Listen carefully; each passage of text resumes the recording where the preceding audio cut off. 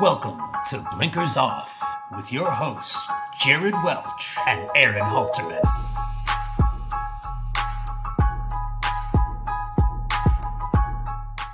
What is up? I'm Jared Welch. He's Aaron Halterman. It's Thursday, January 25th. Hey, it's Eclipse Awards night, and this is Blinkers Off. What's up, man? That's right. Yes, Eclipse Awards. I am not watching, so somebody will have to give us updates on that. We're gonna stay on here the whole night until we're gonna update every award. That's what we're doing on today's show. It's pivot from the Pegasus. So I'm gonna be honest with you. I didn't know it was the Eclipse Awards until you just told me. I'm gonna be honest with you. I didn't know it was either until I saw Brittany Urton live on Instagram, and she was all like dolled up at and I'm like, oh, it's tonight. So, and I guess I should remember that because it's usually Pegasus. Like, isn't it usually Pegasus?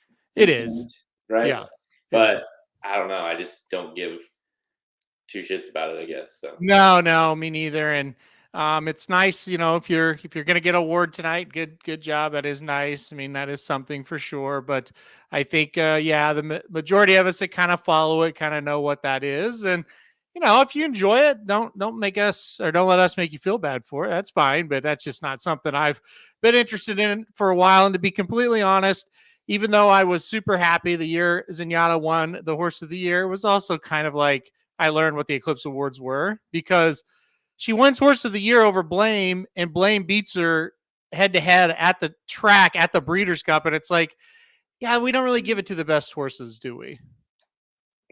Yeah, I got your message here. I'm trying to. Yeah, your mic's totally not on. Does this sound like I'm in a? Yeah. What is the setting here? I don't know. It's not good. You sound fine, but you don't sound like your normal self. So you carry it away. Keep going. Either that or you're sick. One of the two. I don't know. I don't think so. It's not getting, my option is not popping up here for. Let's see. Well, I'll entertain the people with more Eclipse talk. So if you are watching it tonight, feel free to chime in on what's going on, and we will say, okay, hey, he won, she won. That's great. That's usually what we do. I guess it's probably starting. I bet it starts at 6. So yeah, I think it starts. Well, I don't know if it's on at 6 right now, or is it maybe at 7? I don't know. I guess it might be Eastern. Yeah, I don't really know what's going on with the old settings here. So you may have to exit and come back in. I don't know. Yeah, hang on. Okay, he's leaving, folks. All right, so I will entertain for a while here. Yeah, so Jared with mic problems. Oh, well, it's not a big show or anything. No big deal. Yeah, we are going to talk about the Pegasus today, obviously, and all three of the Pegasi, I guess. The Pegasus World Cup, Pegasus World Cup Turf, and the Filly and Mare Pegasus World Cup Filly and Mare Turf. So 3 big races, obviously, today. Going to be fun to kind of see what everybody thinks about that. I know the chats have been pretty lively for Magic Mike and for the Dudes Who Bet Sports Show. We talked about it a little bit as well. Big day down at Gulfstream. And yeah, don't forget, we got the big concert at the Pegasus as well. So make sure to check that out if you're going to Gulfstream this weekend. So it really sets up to be something nice, right? Because we've got, whether you love the Pegasus, hate the Pegasus, whatever, it is a huge day of racing. You can't argue it. It's going to get a ton of money. There's going to be huge pools.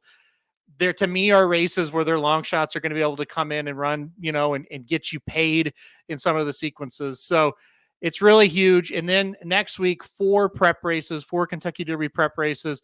That's also amazing. We with the Southwest canceled this weekend and moved to next weekend. I kind of like that because it doesn't get lost in the shuffle of the Pegasus. It can kind of be celebrated with those other ones. So, back-to-back huge weekends here. And I think maybe not for me because, I'm in it every single day racing, but for a lot of people that are like, maybe took a break, they're kind of back now because they're saying, hey, this is huge racing. This is what we really want to see. This is what we're into, these big time races. And I get it, man. The Pegasus, we've just seen it from our, numbers just on our website. Gosh, people are excited again. So it's going to be a lot of fun. Maybe it's just me on the show today. We'll see. Jared has disappeared. So it's your worst nightmare. I'm a solo show. So anyway, lots to talk about Pegasus World Cup. And look, I think it's going to be super interesting this year. I do think there are two heavy favorites, obviously, but there's going to be other ways you can go with this. There's Jared. He's back. How about, is it better? 1,000% better. Yep. I don't know what happened, and I actually had to go to my backup. I'd go to the USB portion of the mic. I don't know, maybe something's wrong with my, because we have like these legit mics that are like like the real mic connectors, and I don't know what's the deal with that. Maybe it's I don't know, but anyways, we have a backup option. So yeah, it's a professional show, guys. So what did I miss? Not much. I've already set up the show, so I think we can do it. See, it's worked out perfectly. Yep. All right, guys. Let's go. Yeah. Did you address the sling on your arm at all? No. I mean, most people saw it throughout the day. We've talked about it, so Yeah. I mean, we can talk about it after the Pegasus, I guess. I mean, it's everyone just needs to know he's okay. Yeah, everybody saw I put the picture up on the Dudes Who Bet Sports show today. So yeah, people, because you tell the story, and people are like, I don't understand, and then so you have you just gotta show them. Yeah. So when he told me, I was like, yeah, I'm kind of the same way. And then I was like, oh, Yeah. We're lucky he's alive. Let's be honest. I talked to one guy, believe it or not, this happens to people, like 3 or 4 people at the doctor's office was like, oh yeah, this happens all the time, which was like, that's crazy. But anyway, I talked to one guy that fell all the way through, like to the floor, and he broke his pelvis. Oh shit. And it was like, they didn't think I would walk again type of stuff. So yeah, I mean, Could be worse. A broken arm is not fun, but I wouldn't, like I told people earlier today, don't feel sorry for me or anything. Like it does not hurt whatsoever unless I move it past like a certain, spot, which is not very far. Like I can't really use it, but it doesn't really hurt unless I move it too far. Hey, Kevin says thoughts and prayers to Mrs. Halterman. Yeah. Deal with this guy for 6 weeks. She's like, she worked in surgery for a long time. She still does work for that company. So she's got it down. She's definitely making sure I don't slack off on what I'm supposed to be doing. Yeah. I mean, it's like, I think the best, it's like, hey, I just have to rest. It's like, oh, it's hurting. Just got to go rest. That's all you got to do. I mean, do you ice it? No, they just said don't no, don't move it and keep it in a sling. And then every once in a while, take the sling off and do like light exercise with like your wrist and your elbow, just to make sure those don't like lock up on you, basically. But no, nothing else. And I don't know. I mean, I think once it heals, I'll be okay. I haven't seen the actual specialist yet, so we'll see. I had an injury the other day that I have not told you about either. So okay, but it seemed worse at the time than it turned out to be. But last week, or no, maybe it was 2 weeks ago, I was cooking dinner for the boys, and I had baked chicken, or I'd cooked chicken like in a skillet type thing, like raw chicken, and then you cook it and you kind of like sear it, and then you stick it in in the oven to bake for like 20 minutes or whatever. And so I just put the pan in there, the whole skillet. Like I just put it in there. So then, goes off, it's done. I take it out with the oven mitts and all that good stuff. I set it on the thing, and I'm like fixing their plates. Well, I just not even thinking and distracted, I grabbed the pan with the handle, to grab it and then, oh dude, I blistered up. I have one spot still left that I thought I was like, but at the time I was like, I'm like running around the house going, oh, and Cohen is just like, dad. Yeah. That looks like it hurts. Oh, that hurts. That hurts. Oh, and it's one of those things, we had to run out and get some like cream and stuff for it just because it doesn't stop hurting, it just kind of. But that burns for days. It was bad, but it turned out not to be what I felt was What's the worst? Is it first degree? It's third degree. No, it was not third degree. It's probably first degree burns. So yeah, I don't know the degrees, but yeah, I survived. The end of the Ugh. story is, but yeah. We're getting old, Halterman. We're becoming more fragile. We're becoming more just more vulnerable, I feel like, to these stupid injuries. So Yeah, Doc, I talked to Doc about it, and he told me, look, like when you turn 40, he said, I'm not kidding you. Like you gotta be more careful with yourself. It's like you just can't do some of the things that you could do when you're in your 20s or 30s. And yeah, I'm kind of feeling that. Like you're upstairs in an attic and you roll your ankle and you're going through the ceiling, and it's like, how did this happen? I just went up here to check on my heater. You know what I mean? It's like, what? Yeah. So well, I think the problem is, in at least for me too, it's like in my mind, I feel like it's not a deal. Like I can do it. Correct. Like that's fine. I can make that jump. I can, whatever. And but your mind and your body are not on the same page right now. Yeah. So yeah. Kevin said Doc had to bring out his patient voice. Yeah, I text him the day I got an MRI, and of course he calls me immediately. And yeah, I mean, pretty much was like, look, you're gonna have to do what they say. like this could be really bad, because we didn't know what it was yet. And he's like, you're gonna have to do whatever they say, and you're gonna have to start taking it easy. So yeah, he did give me a little bit of a lecture. I appreciated it though. it's like that. I think it was Tom Segura. I don't remember which stand-up one. I think it was his though, where he's talking about how like like when you're like up until you're like 40, or maybe it was, I don't know. Anyways, but up until you're 40, you just go to the doctor. You're just like, what do you like? Come on, like what are you doing? Like you're in and out 2 seconds, and then after you get to 40, it's like the door closes behind you. Now we got to sit down and talk about all the shit that's wrong with you and the things that could go wrong with you. Then you got to get the colonoscopy and all this shit. And it's like, so it's like the 40, I feel like and you just turned 40, so. Yeah. That's your threshold now, and that's all downhill for you. I know. I could tell, because I went to my regular doctor for like the X-ray, and that was a weird thing. The break did not show up on the X-ray. It took an MRI to find it, so it was very strange. But anyway, I could just tell the way they were talking to me. They were like, "Yeah, they're treating me different than they used to. Like they're sitting me down and saying, okay, now this is what you can do and what you can't." And it's like, yeah, this sucks. So. All right, anyways, let's get to it. Let's see. Oh yeah. I'm brutally honest, Kevin. Well, you know what, we all die at some point, Kevin. That's right. Saturday we have the Pegasus World Cup. What number is this? Anybody know? Like how many years have we actually had the Pegasus? I think it's 7. 7. Okay, that was close. Yeah. The 7th annual. Let's call it. Is it annual? I guess Pegasus World Cup. We got 3 Pegasus World Cup races to go over tonight. Obviously, huge card at Gulfstream Park on Saturday. The Pegasus World Cup betting Bible is available now at racingdudes.com. So it's back. If you played along in the Breeders' Cup, you obviously did very, very well. Halterman and I killed it. We're back giving our picks, our bets for every single race.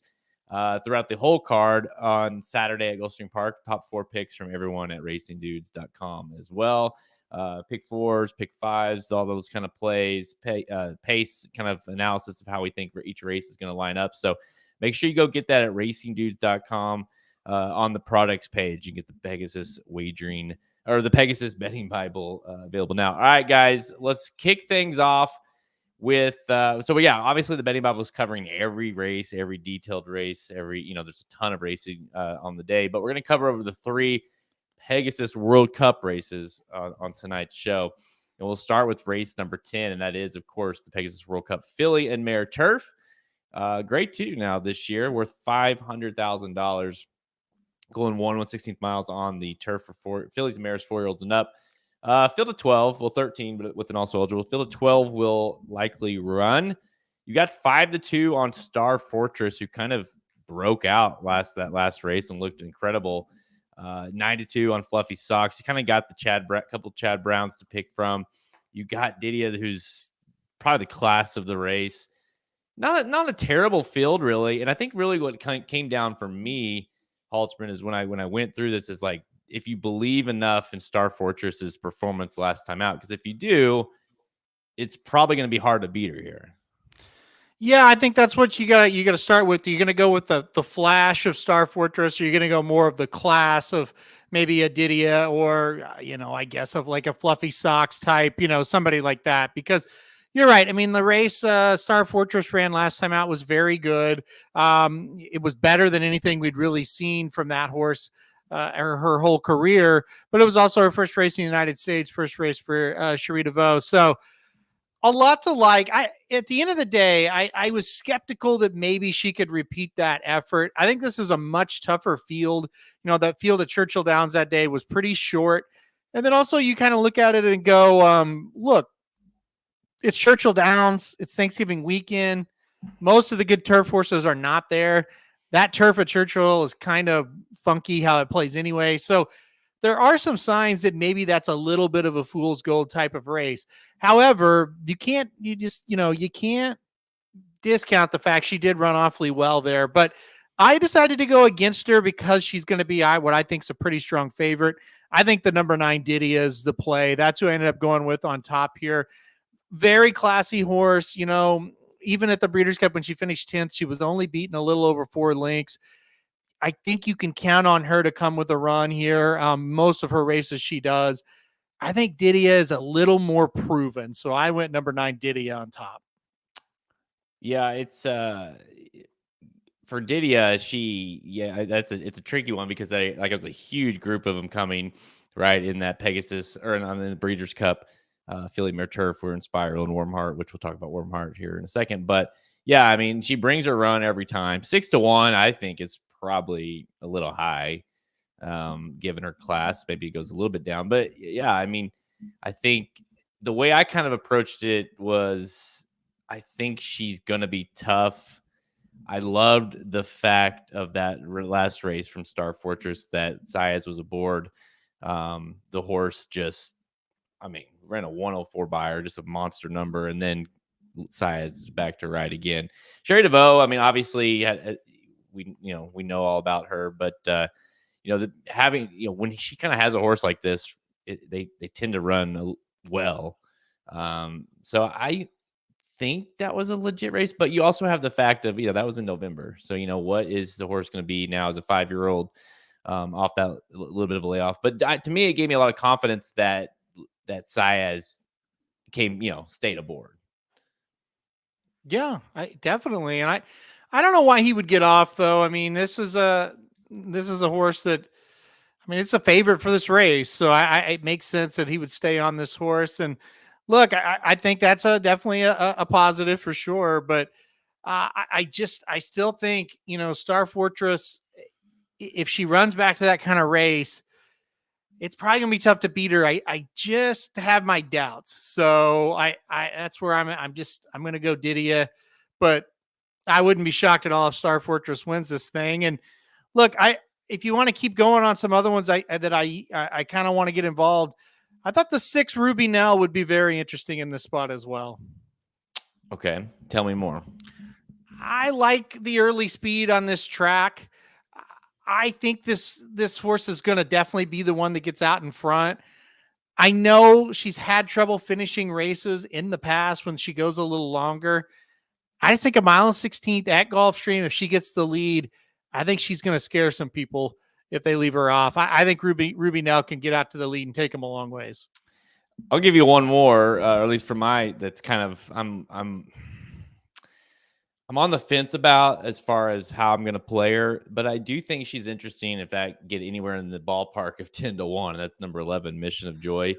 You go back and watch that QAE2 Cup. She ran really well that day, and she had not ran really well after she had ran really well for a while, Yeah. So I don't know if that was like kind of her. She got it back a little bit. Remember Maj won that race, who, did everything, but just was an incredible horse, right? Has been incredible. Was an incredible horse. Mm-hmm. I thought she ran really well, and now again that was going 1:08. She's cutting back a little bit. Mission of Joy. To me, she's interesting, and I don't know if she can do it here. but getting a piece of this thing at a price, I think, is totally possible for her.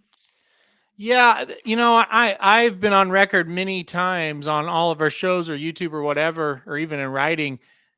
I never can really get the Grand Motion horses right. I always am a race late or a race early on them, and it's a mess, right? And Mission of Joy fits that to a T. I totally agree. I think you look at what she did last time out. I mean, that kind of race is awfully good, and it could compete here for sure, especially at 10-1. She does have races that really aren't very good on the past performances too. I mean, you kind of alluded to a couple of them, but I kind of scratch my head sometimes with motion horses. I really don't know when they're going to fire. I stayed away from her, but that's probably a good sign for those that like her. Yeah, I mean, she was pretty damn strong, and in fact, she ran her biggest race of her career, if you go by numbers wise, and frankly wasn't that close last time out. So, Velasquez aboard that day is back on the mount here. Let's see. Curtis thinks, I think it was Curtis that said that. Yeah, Sister Luann will be second. So tell me, what do you think about the Safi Joseph? Safi's got a ton of horses running on Saturday throughout the card, but tell me about this Safi Joseph, Sister Luann. Well, I don't know if you mean second at the wire or second on the backstretch, and I think the horse will play a part of the speed for sure. Look, ran okay in the local prep for this one, and I don't think projects to get too great of a trip. Definitely not the trip she got last time out where she was alone on the lead. So Safi's got, like you said, he's got a lot of horses at big prices on this card, especially in the big stakes races. And I don't like a lot of them. So it'll be interesting to see what happens. I know last year he was a big swing and miss. I don't really take that into account this year. Every year's different, but a lot of his horses looked a little overmatched to me, including this one.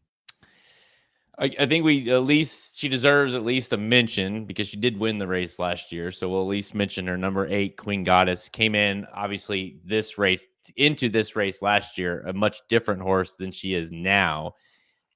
She hasn't won a race, frankly, since she won that Pegasus race. And then, yeah, I mean, she's ran up against, she went straight to Grade 1 company out of that race, and deservedly so. But she has not won one. She's ran a little bit better. She had ran a little bit better. And then that last race, she was just an absolute no-show in the Matriarch. Is there any hope with her getting back to Gulfstream Park? She likes the distance. Could you see her doing it, a repeat here, even though she has not been as good as she was going into it last year? Yeah, this is a tough one to figure, and this is one you liked last year. I think it was your top pick last year actually. Yeah, it was in this 4-1. Yeah, and the way she won that, and I know you remember it, but just for people that don't, it was a pretty dominant win. Like, it was like they rounded the corner. It's like, oh, that's a winner, easy winner. I am shocked at how bad she's been since. Okay, look, you went to the Jenny Wiley. Hey, that's a really, really tough race, right? You should have ran better than 6 beating 9, but look, it's tough. It's Keeneland. It's a totally different ball game. I get it. You go home, you're 4-5, you lose, beating a length. You take some time off, you're back at home again, you're even money, you lose. And you're losing the horses there at home at Santa Anita that you probably shouldn't lose to. They're not awful, but you probably should beat them, right?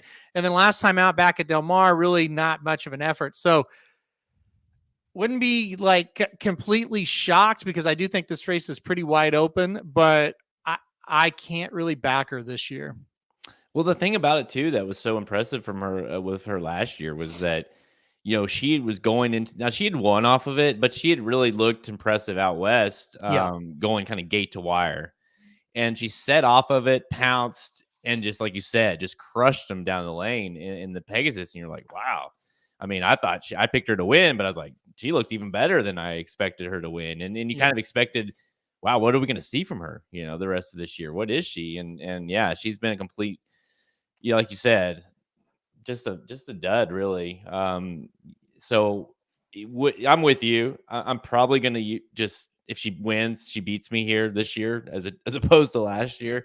But at the same time, like, if she wins, I'm not going to be sitting there saying, oh my gosh, I cannot believe she did it. I mean, it's not like it's, would be the Yeah. craziest thing ever. What about any of the Chad Brown horses? Are you Chili Flag or what about Fluffy Socks? Fluffy Socks to me is the one I had a hard time with, just because it's like if Chad Brown and Irad Ortiz beat me, it's like, you idiot. I mean, you got Yeah. any 9-2, but I don't know. What are you doing with Fluffy Socks?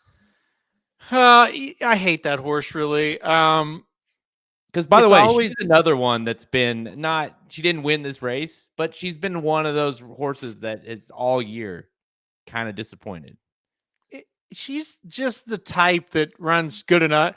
She's like the turf female version of like Senior Buscador, where she's always like last. She always comes running with a big move, and it's like, oh man, that's so close. She ran so good, but she never really wins. And then when you leave her off, that's when she does win. I think it's like an on the board finisher. I don't know that she'll go all the way up and win. I did use her as the fourth horse on a ticket, but I'm not sure on that one. And Chili Flag, the 2 horse, I actually really like that horse, but I thought it was a pretty bad sign.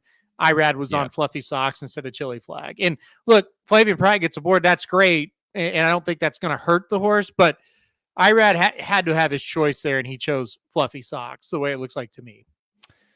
Yeah, and if you're not a big believer in Fluffy Socks, what does that tell you about the other one? So it makes it tricky. I agree with you. Yeah. All right, let's move on. First, or final picks for this race, Halterman.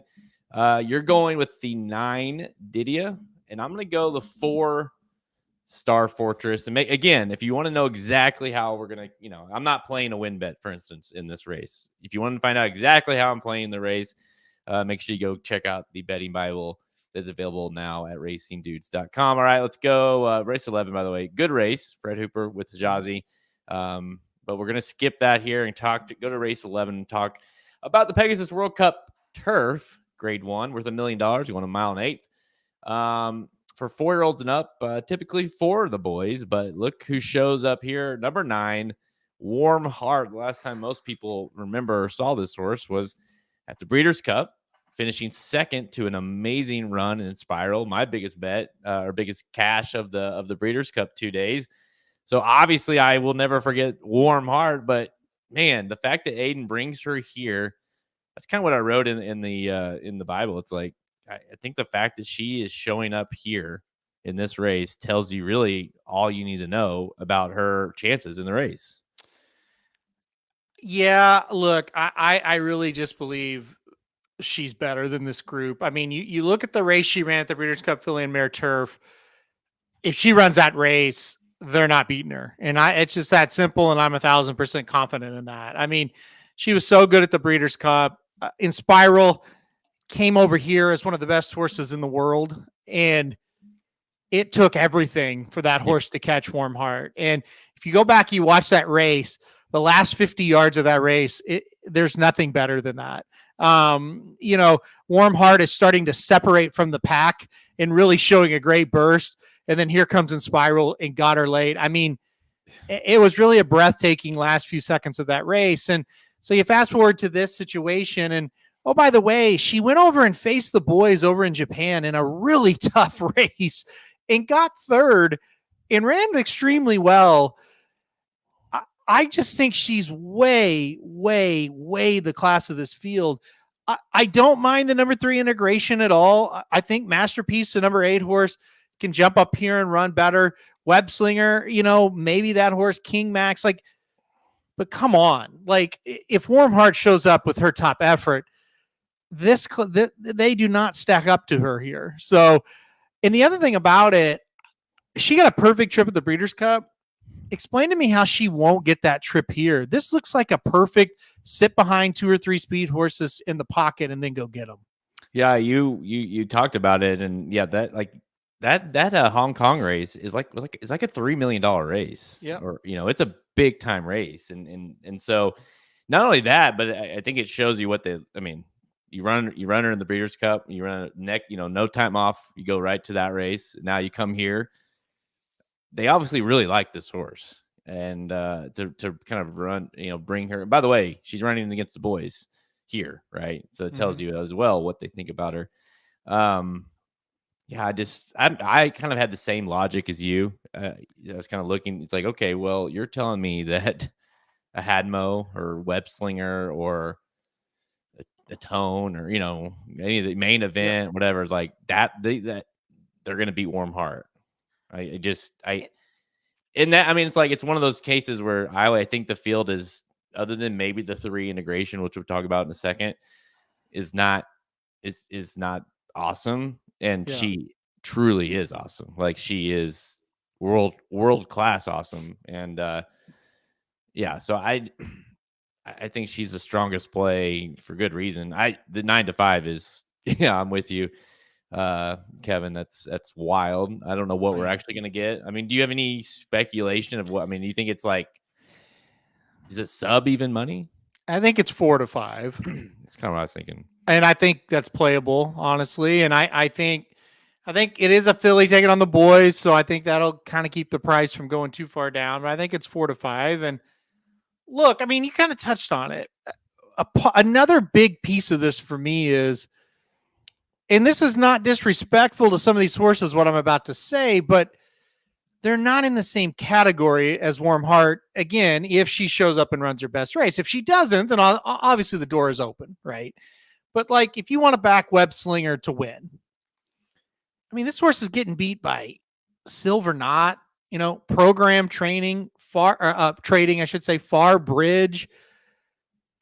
I'm sorry, like those. If you can't beat those horses, you're not going to beat Warm Heart at her best. Like, you're just not. And again, it's not a knock on Web Slinger. It's just that's what it is, right? I mean, you go and you look through all these horses, and like, a Tone got beat by like Set Piece, Ancient Rome, Never Explained, Spooky Channel. Like, come on, folks. Like, I mean, that Warm Heart is just in a different level.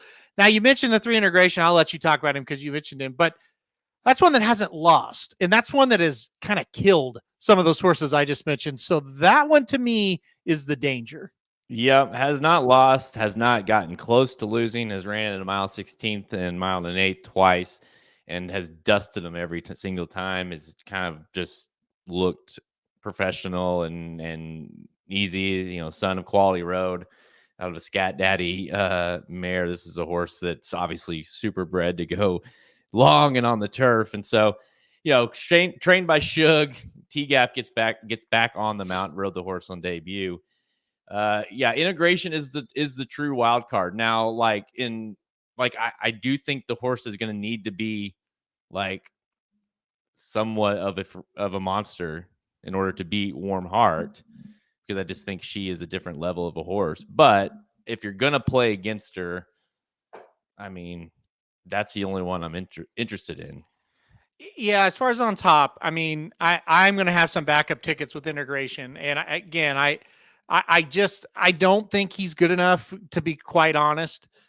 But he has looked like you said, he's looked beast-like, But you got to look at him and go, okay, he broke his maiden at Colonial.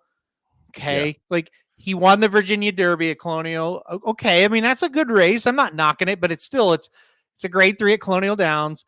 And then he went up to Aqueduct in November and won the Hill Prince. Like, those aren't exactly like world-class races. They're good, and he did it easy. So I'm not trying to knock him, but at the same time, I'm just trying to point out he hasn't faced a horse like Warm Heart. And to be quite honest, he hasn't really faced a horse like Masterpiece or King Max or a Tone. You took the word. I was just about to say that. It's like, he hasn't faced the horses that he's facing in this race if there wasn't a Warm Heart. Mm-hmm. Like, if Warm Heart wasn't in the race, you would still, I mean, integration, obviously you'd be the favorite, but you would not be like, you'd be like, this is a class test for him. We got to see what he's going to do, right? It's $1 million grade 1. The horse has been running, like you said, the Hill Prince, great. I mean, he's winning it. But to your point, the horses that we're saying just forget about it compared to Warm Heart are still kind of like, well, like, even a horse like Web Slinger, it's like he's ran in a bunch of big time races, right? Yeah. I mean, it's still a test for integration. Well, and to be clear, because Curtis says Shug takes the slow way to the top, though, to be very clear, I'm not knocking the pattern, right? I get like Shug's doing a great job. He's built the horse up the right way. But all I'm saying is the question of, well, just how good is this horse has not really been answered. And like Jared said, again, if Warm Heart's not in the race, this is still a jump up for him and another test for him. But that being said, he would definitely be my top pick if Warm Heart isn't in the race. So I do believe in him, but this is still another jump up for him. I guess we can kind of approach this a little bit like, let's say, let's say Warm Heart doesn't fire or whatever, because any world where it's like she fires, none of these horses are going to beat her. I pretty much can guarantee that. But in a world that maybe she doesn't fire or whatever, something happens, or she get whatever. Like there's some interesting horses. Like let's say she's not in the race, and then we're talking about the 3. The horse that I'd be interested in beating him is the 11. Main event. This is an interesting one for me from a pace standpoint. Loves Gulfstream Park. Loves this distance. George Weaver trained. This is a horse to me that could try to take this thing a long ways. Yeah. I think over this Gulfstream Park turf course, that makes a ton of sense. If you want to look at this horse, I think the 11 wins the race if the 3 and the 9 don't really fire their best. Well, let's just say the 3 maybe isn't as good as we think, and the 9 doesn't fire her best race. Who's really supposed to come get to the 11 if that's what happens, right? Yeah. Think about it. If the 3, hey, we've got him a little overrated. I'm not saying he is, but we obviously could be overrating him. And the 9, hey, too much travel, and she just got tired and didn't run very well. The horses then that are behind the 11, they don't really like to win a lot of races. So he all of a sudden is in the perfect spot to go steal it. I mean, it's really hard to imagine the 11 out there in front cruising, and I mean that's not hard to imagine. But what is hard to imagine is neither the 3 or the 9 can get to him. That would be surprising. If the 3 and the 9 are in range and they fire, they're going to get to the 11. I promise you. But if they, those are the 2. Other than that, I wouldn't be really scared of anybody else. No. Anyone else that you're interested in? I mean, again, like you and I think are both on the same page in terms of Warm Heart. Like, I mean, the most logical, most probable winner of the card. But if someone doesn't want to play 4 to 5, if that's what she goes off at, or is trying to mix up plays or pick 4s and stuff like that, like other than the 3, is there anyone that you're like super interested in other than, we talked about the 11? Yeah, I thought Masterpiece, the 8 horse, was one you should take a look at. I think you're going to get every bit of that price. This is a horse that, another Dutro trainee that Joseph used to have, and kind of Dutro's got his hands on this horse, and we've been improving. That last race at the Red Smith was very good. It's still a horse that's taken a step up though today, but he's kind of one that, I expect him to show up and run pretty big in this spot. He was 7th, beaten 3 lengths last year in this race. So look, I think he's going to improve a little bit. I think he's got a shot. Like I would not leave off Masterpiece. Look, we got breaking news. Fiercest one 2-year-old male of the year. Thank you for that. Sweating that one out. Yeah. In other news, all right, let's move on. Number 9, Warm Heart. Really exciting filly. We both think she can win here and will win the Pegasus Turf. All right, let's go to the main event of the day, race 13, the Pegasus World Cup. It's grade 1 worth $3 million, going a mile and 1/8, of course, for 4-year-olds and up. Field of 12 looks to line up for this one 9 to 5 on National Treasure versus 7 to 2 on First Mission. That's your headline. Those, 1 versus 1. That's your headline. But there are plenty of other options to go in here if you don't believe in either one of those, or what makes this race interesting. I felt, you kind of going into it, you say, well, it's one of those 2. Case closed. But what makes the race so interesting is that if you believe that National Treasure is going to have difficulty getting the lead, and I think he will have difficulty getting the lead, that makes him incredibly vulnerable because look, he's been a horse that we've established this, right? The only times he runs well is when he gets that easy lead. If he doesn't do it here, then he becomes tough to play. And First Mission didn't exactly get you super jacked up last time out, right? And so it's kind of makes it a very interesting, sneaky race to see something crazy happen. Yeah, I think you laid it out pretty well, and this is one. The more I looked at it, the less I really was excited from like having a strong opinion. I'm excited for the race. Don't get me wrong, and I've got a bet on it. Don't get me wrong, but my strong opinion just kind of went down and down and down. Yeah. And the more you kind of look at it, you're like, this could be a little bit weird. So yeah, I mean, if you wanted to start out with National Treasure, look, for as many good things as you can say about the Breeders' Cup Dirt Mile, which was excellent. It was fantastic. It's a race that if he brings it to this, he will win. Every other race on his form is not winning this race today, or this race Saturday, I should say. None of them. The Preakness, no. Like, none of them. However, the Breeders' Cup Dirt Mile race will win this race. So that is the big question mark. First question mark, will he be able to show up with that monster effort?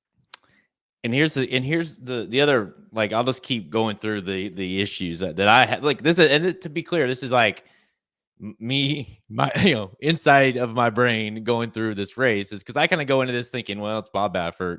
We've seen this before. Bob Baffert brings one of his horses out that isn't that good, but they win, right? Because it's Bob Baffert, and they, you typically go gate to wire or something like that. Yep. And then you kind of go into it and you're like, okay, that's probably the case here. But then you go back and look, and we talked about this horse all year, really, but like the only times this horse runs well is when he gets the lead, and the times that he's been pressured or the times that he's not able to actually make the lead because there's faster horses or it doesn't break well or whatever, it just doesn't happen. Like he simply does not look like anywhere near that same horse that he does when he has the lead. And the horse that's going to cause him the most issues is probably the 4 Hoist the Gold, who has the inside draw on him and clearly has got speed. And then the flip side, you say, okay, well, I like him then, right? Yeah, loose on the lead, but gosh, can he go a mile and eighth? Is that and then will he tire out? It's so there's a lot of layers to this race that I did not really expect going into it. Yeah, no, I totally agree. And I think that's my kind of theory on it is this. If it's just Hoist the Gold and National Treasure's in second, I really don't think Hoist the Gold's going to bother him. But if it's Hoist the Gold and National Treasure is in second, and then you got another horse like Grand Aspen to his outside, that's when I think National Treasure is going to have some trouble. And I guess what I'm trying to say is, how about Skippy? Or Skippy Longstocking, but you know what? I don't really trust that horse to do anything like what he's supposed to do. So, especially this outside, I'm not sure. But I do feel like, they're like Grand Aspen, Hoist the Gold can mess with him. I think it's going to take 2 of them. To me, if National Treasure doesn't get the lead and it's Hoist the Gold, I think the whole field at that point is going to let Hoist the Gold go and say, hey, he's coming back. We don't need to pressure him. Don't even act like he's there. And we're running our own race behind him. I think that's how that will go, honestly. But the bottom line is, I think there's other speed there too, and I think there's enough to bother National Treasure. And if that scenario happens, it becomes very wide open. It truly does. And if that happens and First Mission doesn't fire, or even if he runs like he ran in the Clark, which was great. I mean, he got a 102 buyer for the race. He got beat though. It kind of opens the door for several of these. And then you throw in the other part of it where it's like, well, if you do believe in some sort of pace kind of battle or whatever, then it might set it up for a horse like, Senior Buscador or Trademark, Yeah. Horses that kind of do their best running late. And so it really starts to open up the doors and give these horses that, to be totally honest with you, when I went into handicapping it, I was like, well, obviously I'm not. Trademark has no shot in this race, and Senior Buscador I cannot pick to win this race. You know what I mean? And the more you go into it, you're like, well, it's not like it would be that surprising if they did. No, not really. I think if you're going to handicap this, you got to ask yourself 3 questions and then bet accordingly. The number one thing, the number one thing you look at, if you think National Treasure, I'm not even going to say gets an easy lead. I'm just saying if you think National Treasure gets an unbothered trip where he's just kind of out there doing his home thing, cruising on the front end, if you think that's what's going to happen, you kind of got to pick National Treasure. And the stats just kind of show you. It's Gulfstream, you get on the lead, or maybe you're second, but you're an unbothered second, and you got a speed horse that's going to fade on you. If that's the case, and you believe National Treasure's getting that trip, that's the pick. You don't have to go any further. If you believe that the pace is going to come back and National Treasure isn't going to get that trip, then the next question, do you believe in First Mission? Do you think First Mission is the real deal? Because if he is, he's going to win. If the front runners come back, First Mission's going to be sitting right behind him. He'll take over at the top of stretch, and he will have the trip that wins most of the time at Gulfstream, sitting right off the lead and then overtaking those 1 or 2 in front of you at the top of the stretch and winning. That wins at Gulfstream on the dirt most of the time. The third question, if you say, no, I don't think First Mission is legit, and I think National Treasure is going to get pressured, take your pick. Yeah. You can make a case for a lot of them. Trademark and Senior Buscador are 2 that I would make a strong case for, but if you say no to National Treasure and no to First Mission, it is wide open for you to get your price. And I think each of those 3 scenarios I laid out are about equal likely to happen.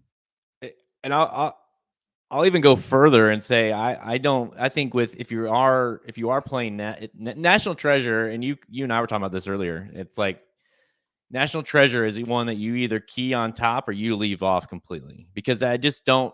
You kind of look at his past performances as well. It kind of indicates that he's not one that hangs around, right? I mean, he did hang around in the last race in the dirt mile, but this, of course, is going mile and 8th. It tends to be like he's all or nothing. Like he's either going to win and you got him keyed on top, and that's great, or don't even mess with putting him in second, because I feel like he's going to fade, and there's going to be, horses like Senior Buscador or Trademark, Skippy or whoever, you like to kind of run up there. I still feel like those are going to be options versus playing him in second and get a bigger price on those exactas and things like that. But yeah, I mean, First Mission, this is, dude, I mean, this is your race, First Mission, to win. Like, the race is going to set up perfectly. You're drawing outside of the speed, really, but you have tactical speed. I don't know what more you could want. I mean, if you would have said First Mission is going to get this set up 4 or 5 months ago, you said, sign me up, right? He most likely, if it goes how it kind of is drawn up, he's the one that he's not going to have any excuse. Now, again, how you kind of think it's going to go in your mind and how it actually goes is often 2 different things. But, in my head, I sit here saying, okay, if 3 or 4 of them go out real fast, he can sit off of them and not get involved. If National Treasure gets loose, well, First Mission can move into position and at least make him honest, So, yeah, I mean, he really has no excuse in this race. I'm with you. It should set up pretty well. It does set up pretty well on paper. I think another thing that I've just got to say, handicapping these Baffert horses for over 15 years now, and I know you'll agree with this, a lot of times when you get into a race and there's a bunch of speed and Baffert has one with speed, the Baffert horse is in front and they don't come back. And you look at it and go, well, on paper, these 3 horses are just as fast as each other early, and the Baffert horse is in front of those other 2, right? And that's why I simply cannot leave National Treasure off any ticket, because I've handicapped enough times to know sometimes Baffert horses will just go faster than everybody else and not come back. And If National Treasure does that, I'm not going to be shocked. A National Treasure gate to wire win will not. No. That's very likely, I would say.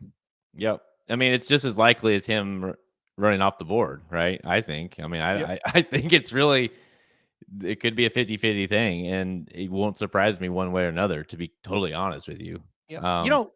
Real quick, one of the recent horses that I can remember, and it happened this time last year, a year ago, Arabian Night went to the Southwest. And remember Corona Bolt, who was a sprint horse that had great speed. Oh, yeah. There were like 4 speed horses in the race. Yeah. And everybody was, Arabian Night, he's good. There's no way he can do it. He won't be on the lead. All this stuff, on and on and on. He's like 3 in front up the backside. That's what I'm telling people. Yeah. Their speed, and then there are these Baffert horses, and sometimes it really just doesn't matter what it says on paper. If the Baffert horse has speed, he's going to get the lead. So anyway, go ahead. You talk about you. By the way, Curtis, you talk about yeah, exactly. You talk about just hating a horse. Like, that was a moment where you're hopeful, and as soon as that race went off, and you see where Corona Bold is, and you see where Arabian Night's at, and the track's a mess, you're like, oh, this is not good. This is really bad.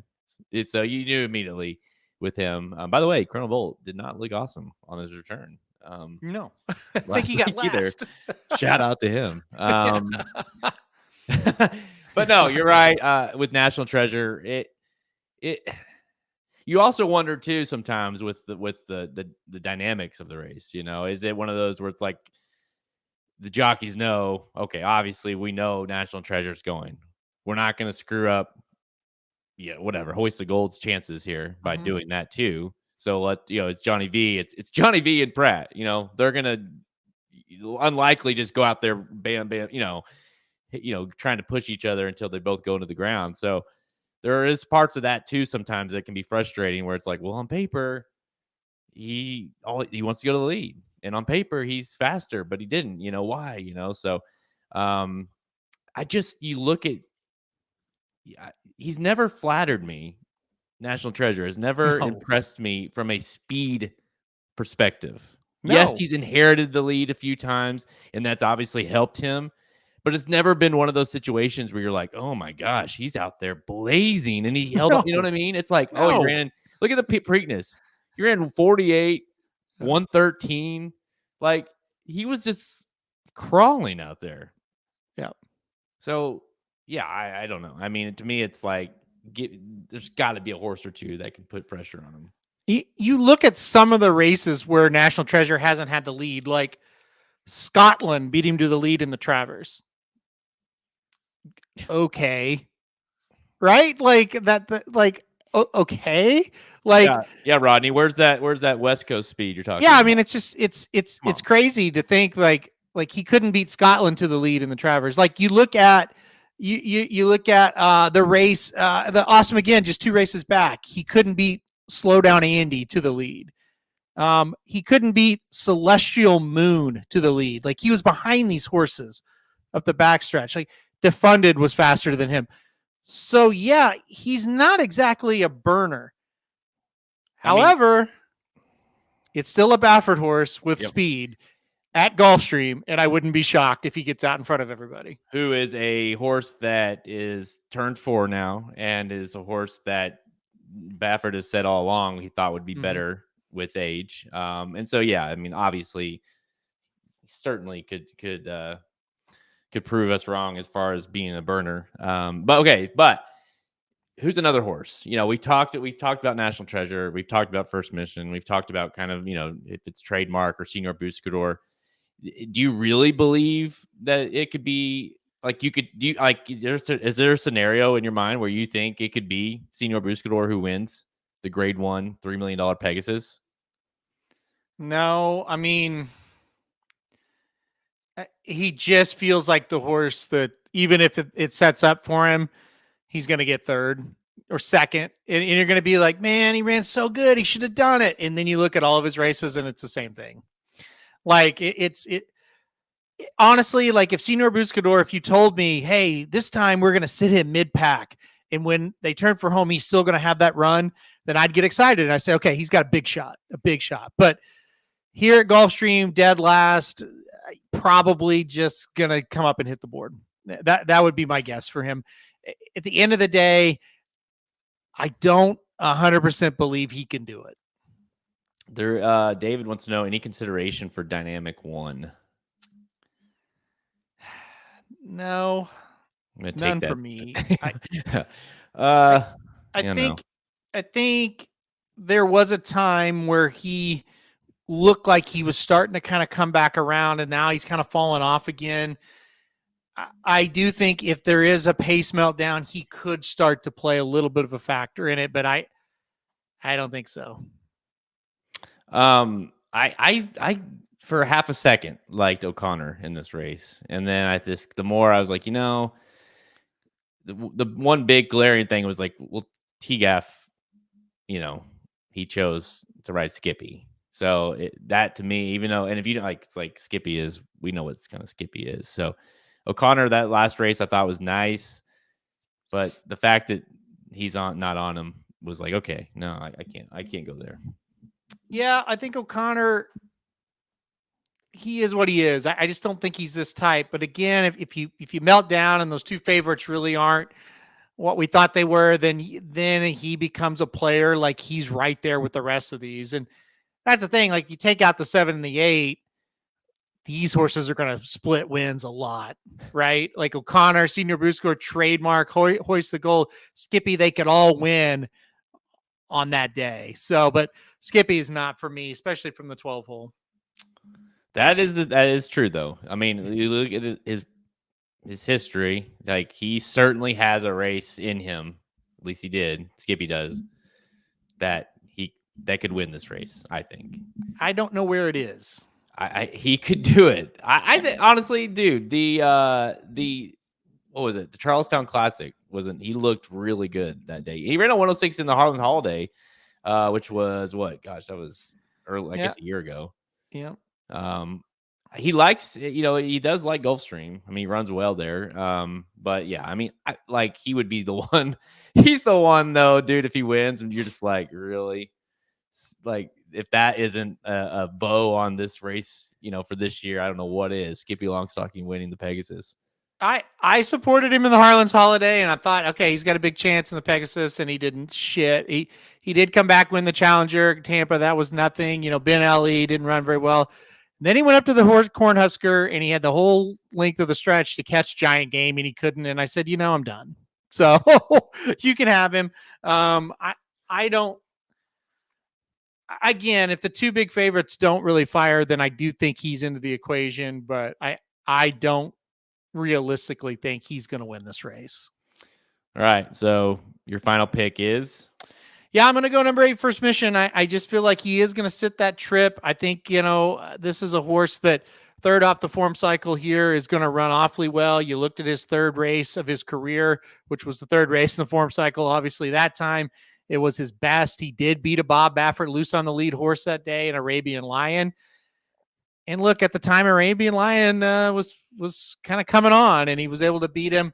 He didn't really come back and look all that great. I thought he ran much better in the Clark. I think if he takes another step up, he's going to win. So number 8, First Mission for me. Yep. I'm kind of there with you. To be honest, I'm hesitant with him because I don't trust him completely. But I do know that Cox they've pointed towards this race with him at least the last half of the year. Last year, and so knowing what they have, and so I know they like him going into this one. I honestly, I'll be totally. I went into it planning, and I even texted you this morning. It's like, I think National Treasure might be really hard to beat. Mm-hmm. And the more I looked into it, I thought I think the pace situation is going to compromise them. Am I going to be surprised if National Treasure rolls? No, I will not. But I'm going to try to beat them, and I think the horse to beat him with is number 8, First Mission, to win the Pegasus World Cup. All right. Rodney, you're so confrontational on here. God. Yeah, it's. I said on Magic Mike, find somebody that loves National Treasure, or loves you like Rodney loves National Treasure, and then I said, actually, don't, because it's become like crazy stalker ex-girlfriend type love. So, yeah, It's crazy. And like I've sat here and said, Rodney, for I don't know how many hours I've been on the air, I'm using him in everything I've got. So if he wins, great. It means I win. But yeah, I did go against him as far as who I picked on top. And then it's okay. It's going to be fine. Like everything's going to be fine. If he wins, everything's fine. If he loses, everything's fine. It's going to be fine. No, if you don't pick him, you're stupid. Yeah, I know. And if I know, it's crazy. He's gone crazy. Oh. So what is anybody any news? What's any breaking news going on at the Eclipse Awards? Has anybody won anything surprisingly to I don't know. Someone fill me in. I'm not watching. So Yeah, I have not watched it either. Brittany still there? What is it? What question did you ask? Oh, are you going to take a cranked up Cox horse or Baffert? Give me Baffert any day. That's what you want me to ask? Look, these are two of the biggest juicers in the game. They both use the same shit, and I'm not scared of. I'm scared of either one of them because they definitely can get them cranked up. They've won their fair share of big races, both these guys in the past. So, I mean, to me, they're on equal footing when it comes to who's going to have them cranked the most. That's the question. Shoddy says Rapoli dropped 4 F-bombs. Are you being funny, Shoddy? Is that real? Because that's amazing. Oh wow, that's crazy. Oh, she posted to Twitter. Perfect. Awesome. Well, that's our commissioner. So Yeah, right. That's our commissioner. Come on, he's giving us a bad look. Yeah. All right, guys, that's all the time we have. Check us out at racingdudes.com for our free picks. And of course, our premium selections and our Pegasus betting Bible available right now at racingdudes.com. So if you want to know exactly how, we've given you our top plays for the 3 Pegasus races. Of course, there's a huge card, but if you want to know exactly how we're actually going to bet each and every race, make sure you go get the betting Bible at racingdudes.com. We're on Twitter at racing_dudes, Instagram and Facebook and TikTok. So you can find us on all those places. You can find all episodes of Blinkers Off. Pretty much in any audio platform you listen to podcasts, we are there. The Magic Mike Show is there as well, and Due to Bet. So you've got Due to Bet Sports, who NFL Championship, obviously this weekend. Their picks for that, Halterman and his dad, and then the Magic Mike Show did more Gulfstream action, the pick 5 at Gulfstream Park. So if you want more picks from the guys over at the Magic Mike Show, make sure you look for them on all the same platforms you find us here on Blinkers Off. Make sure you go to our YouTube page if you are watching this live. We appreciate it. Make sure you like it. Subscribe to our YouTube channel. If you haven't done that, what are you waiting for? And go head on over there. We got more videos that relate to the Pegasus that are available right now for free. All right. I did not listen. Don't get mad. Okay. To you guys, you and your dad. So who did you pick in the games this weekend and why? I took the Chiefs because I'm not going to go against them as an underdog. I just feel like until somebody beats them, like I just don't believe the Ravens can. So I went with the Chiefs. Wow. But I wouldn't be surprised either way on that one. And then I went with the 49ers. I'm a little bit more worried about that one, honestly. They kind of looked vulnerable, but at the same time, they did kind of pick up the win and they were able to survive. Might play a little better this week. So I went Chiefs and 49ers. Boy, it'll be hard to match last weekend as far as the games. The games across the board were unbelievable. And 49ers damn near lost that game. Probably should have in a lot of ways, but they did not. They're both going to be great games. 49ers for me. I think I'm going to go 49ers Chiefs. Listen, I think it, I'm obviously biased, and I said it last week and you kind of rolled your eyes, but the Chiefs are starting to just get into that championship way, and they're not as good as I don't feel like they're as good as some of those teams that have won the Super Bowl, but they just know how to win these kind of games, and they showed it against the Dolphins, they showed it against the Bills, and they just kind of have that swag back a little bit. They're not as impressive as they were in those other Super Bowl runs, in my opinion, but they're getting the job done. Did you see this though? There is supposedly it's like, and again, we do this in racing, right? We don't I'm not going to worry too much about it until like Saturday. But supposedly it's supposed to rain, like for sure going to rain the whole game of the Chiefs Ravens game. Like rain, not just, crappy weather. So I don't know if if that changes stuff, but it does make the game a little more interesting if that's the case. But I'm with you. I love Lamar, and he probably deserves to be. He deserves to be the MVP this year. But I kind of in the same way with what I am with Josh Allen. It's like until I see it,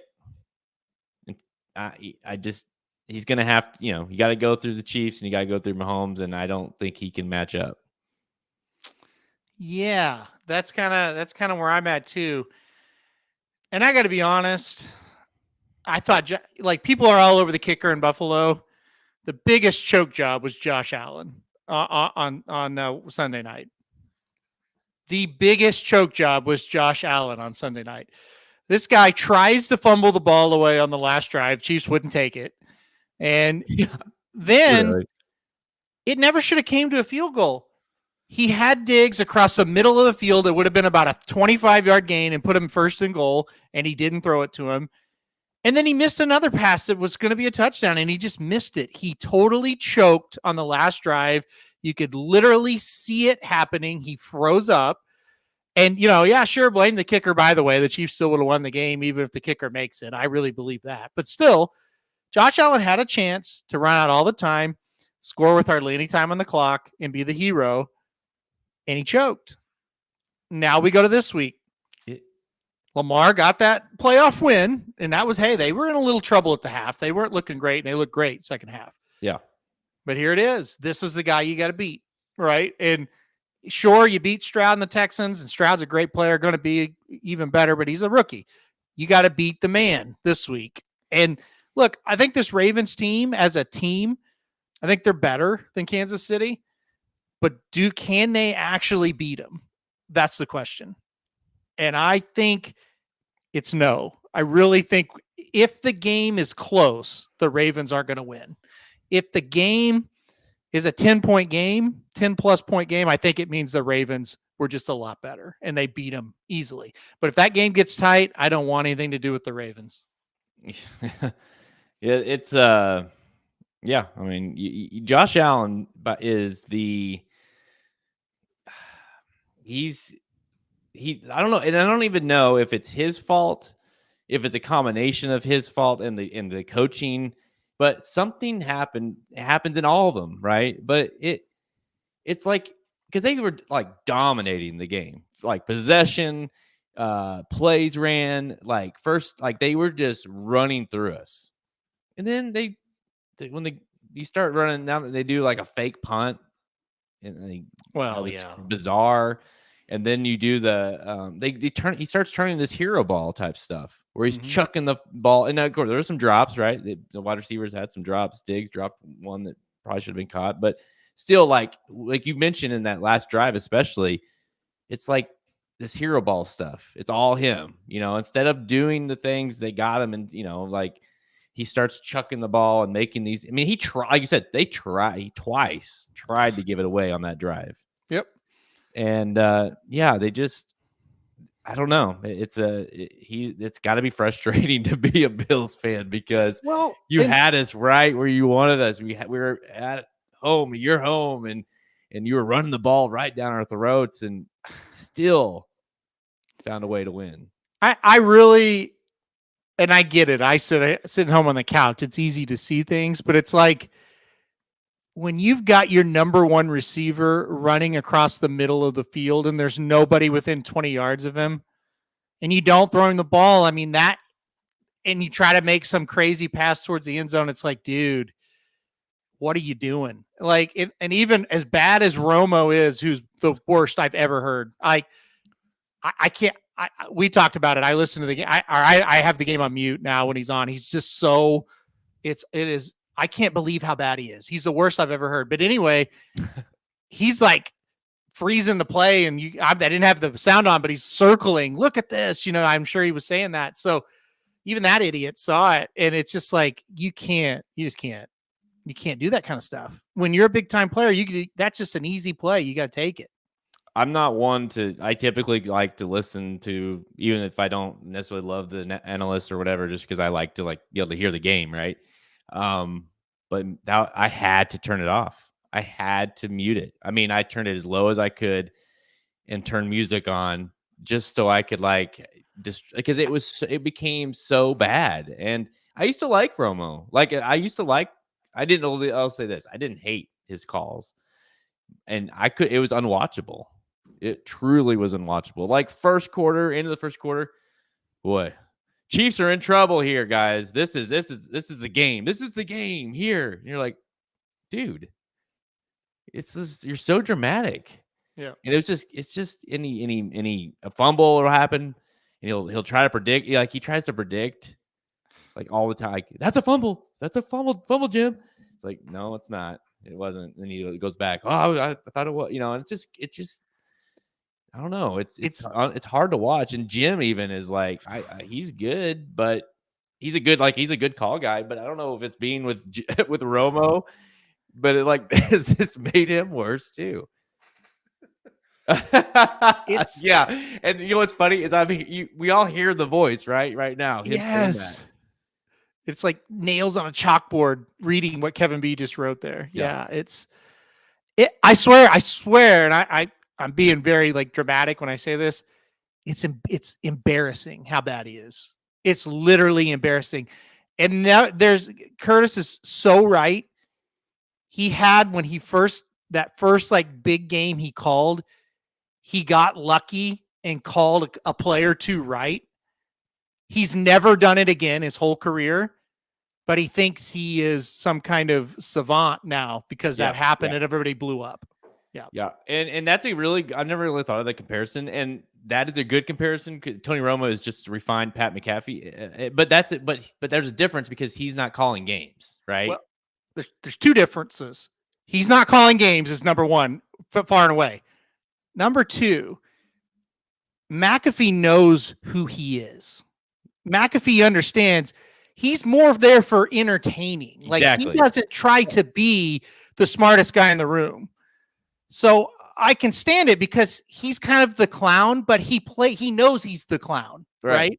Right. Romo is the clown, but he thinks he's the smartest guy in the room. Yeah. And those are the worst people in the world. And we all know people like that, right?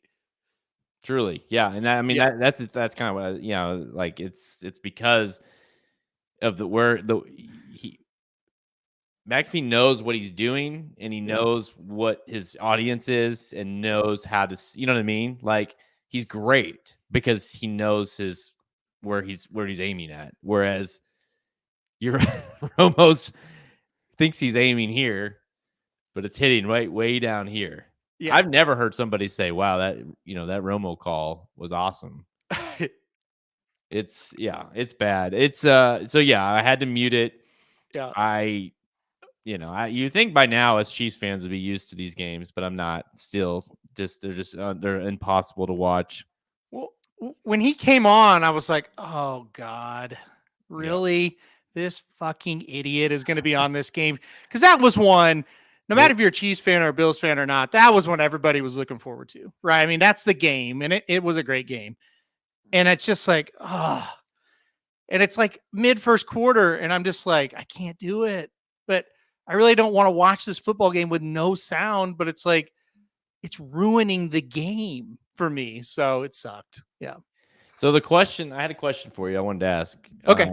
And you have been, for one, you're fair, pretty much unbiased when it comes to NFL. You don't really have an NFL team. Right. So you're able to kind of just watch it as a true fan and not have that bias of, whatever. So, and you've been very critical, probably, understandably so, of the NFL this year, as far as the play and how pathetic it's been and how bad the teams are. I thought last weekend was unbelievably good football. And I don't know, maybe entertaining at the very least. So where do you stand with that? Where are you at with the NFL? Did you live up to what you for what I thought it was last weekend? I totally agree with what you just said. I thought the games last weekend were fantastic. And so what I could kind of derive from that and kind of my view on it we're in a situation where the teams that are good, like those top 8 teams, 6 teams, however many you want to include in there. But the drop off is dramatic after that, and even like the first week of the NFL playoffs, I thought this is not good. We had maybe one entertaining game and the rest of these were trash. Last week you saw better play for sure. So maybe it was a situation where we're just kind of top heavy this year.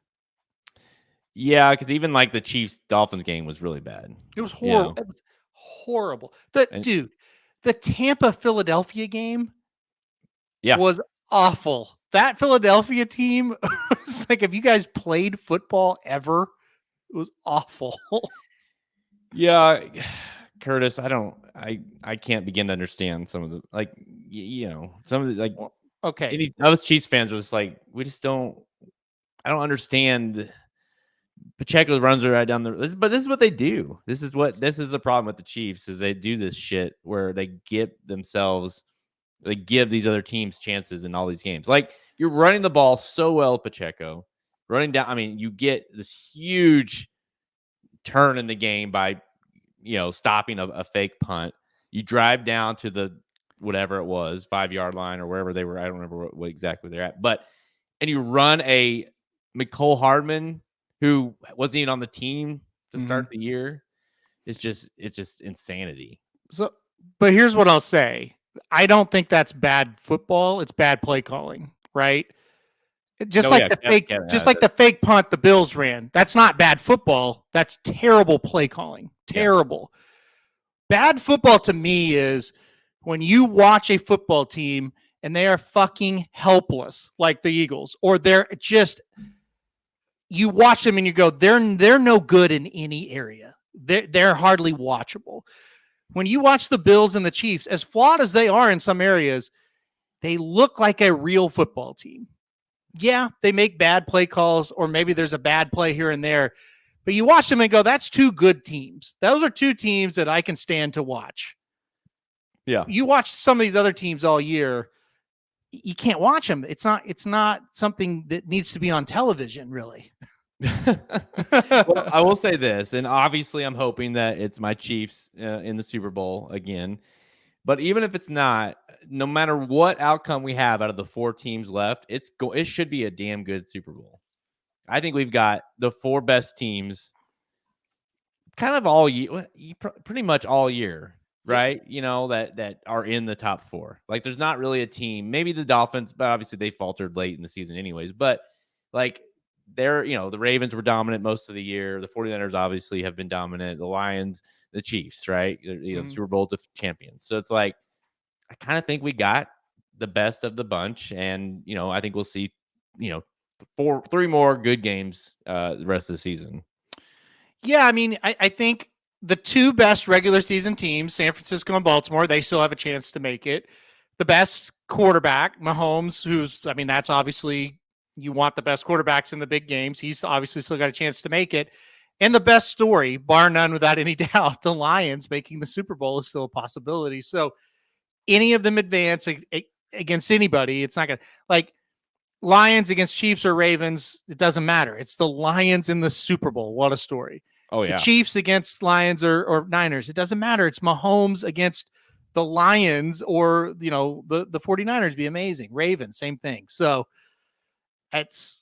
I'm with you. I think there'll be 2 great games again this weekend, and I think it'll be a great Super Bowl. Yeah, I mean, and isn't it funny too? Like Shawty mentions playoff mode. Like, is it from obviously you have 2, and I've watched with a fine tooth comb, I've watched every Chiefs play all season, and it's just like the switch has been turned. Right? It's just even you watch Kelsey. Kelsey was bad all year. He was not good. Like.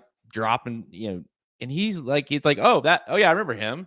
That's the Kelsey that I used to. MVS was making catches, on Sunday or whenever that was, Saturday, Sunday.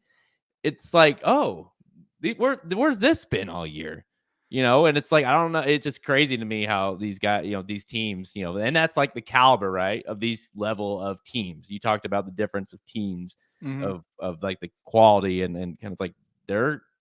You watch the Lions play and forget the fact that the Lions have not been to Super Bowl. They look like they believe they're 100%. going to the Super Bowl. And you know that because they've been in situations in both games where they easily could have crumbled.